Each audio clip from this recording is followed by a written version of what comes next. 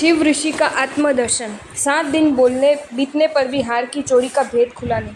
तब तक एक दिन अभय कुमार ने पौषध व्रत अंगीकार किया था। वहां विराजित आचार्य श्री के शिष्यों के साथ में वे धर्म जागरिका कर रहे थे। आचार्य श्री एकांत स्थान में ध्यान साधना में निमग्न थे।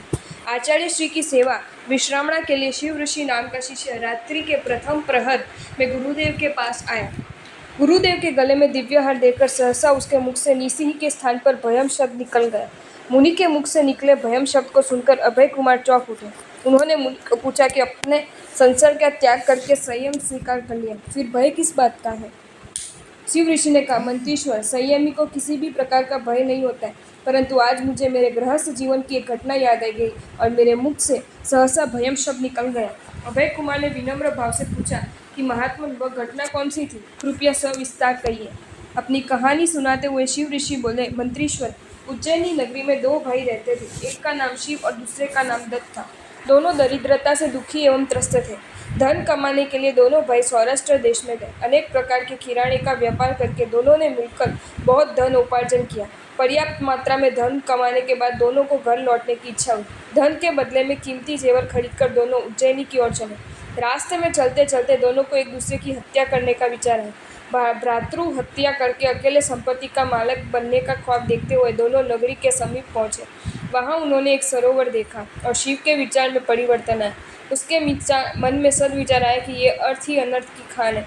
भ्रातृ हत्या करने के बदले में इस धन का ही त्याग करूं। ऐसा सोचकर शिव ने कीमती जेवर को जलाशय में फेंक दिया। यह देखकर दत्त ने कहा, भैया, ये तुमने क्या किया? शिव ने अपने मन में आए हुए कुविचार को प्रकट कर दिया। यह जानकर दत्त बोला कि मेरे मन में भी भ्रातृ हत्या का पापी विचार आया था। अनर्थकारी धन को जलाशय में डालकर दोनों भाई निर्धन अवस्था में ही घर है। जलाशय में कोई बड़ा मत्स्य उस धन को निगल गया।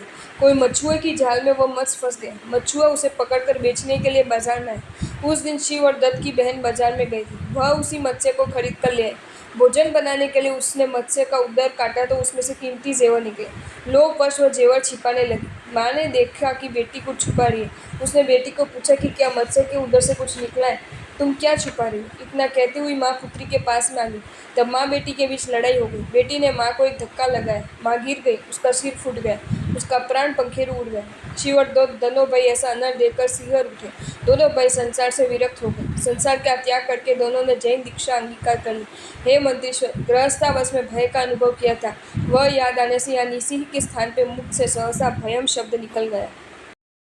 आपको ये वीडियो अच्छा लगा हो तो इसे लाइक करें और शेयर करें, और ऐसे ही नए नए वीडियोज़ देखने के लिए सब्सक्राइब करें हमारी channel Jain facts and stories को।